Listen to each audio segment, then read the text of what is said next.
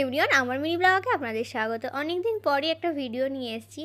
রাত্রির বাড়িতে ডিনারে বানিয়েছিলাম চিকেন স্যান্ডউইচ, যেটা খেতেও খুব সুন্দর হয় আর খুবই ইজি প্রসেস। তো আমি প্রথমে চিকেনটাকে হালকা করে একটু সেদ্ধ করে নিয়েছিলাম, আর নিয়েছিলাম আলু সেদ্ধ। আর আমি সবজির মধ্যে যেগুলো দিয়েছিলাম সেটা হচ্ছে একটু গাজরকে গ্রেট করে দিয়েছিলাম, পেঁয়াজ কুচি নিয়ে নিয়েছিলাম, কাঁচা লঙ্কা, আর তার সাথে সমস্ত কিছু দিয়ে মিউনিস দিয়ে ভালো করে মেখে নিয়েছিলাম। অল্প একটু বিট নুন দিয়েছিলাম যাতে নুনটা একটু ঠিকঠাক হয়। তারপর দিয়েছিলাম হচ্ছে অরিগানো আর চিলি ফ্লেক্স। অরিগানোর স্মেলটা তো আমার জাস্ট অসাম লাগে, তো পিৎজা স্যান্ডউইচ তো অরিগানোটা দিতেই হয়। তো তারপরে আমি সমস্ত কিছু মেখে ভালো করে ব্রেড নিয়ে নিয়েছিলাম, ব্রেডের মধ্যে ভালো করে স্টাফিংটা দিয়ে নিচ্ছিলাম, হাতে করে একটু দিচ্ছিলাম যাতে ভালো করে মানে থাকে আর কি।